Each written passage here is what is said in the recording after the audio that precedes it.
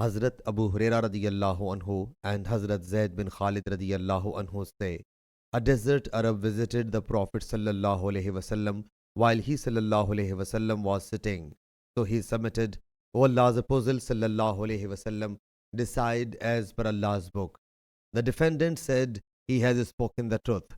O Allah's Apostle sallallahu alaihi wasallam, decide the case for him in accordance with Allah's book. My son was his employee, and he committed illegal sexual intercourse with his wife. I was told that my son would be stoned to death. I thereupon ransomed him with 100 goats and a slave girl. Later I inquired of the scholars about its precept, and they told me that my son would be flogged with 100 lashes and forced into exile for 1 year.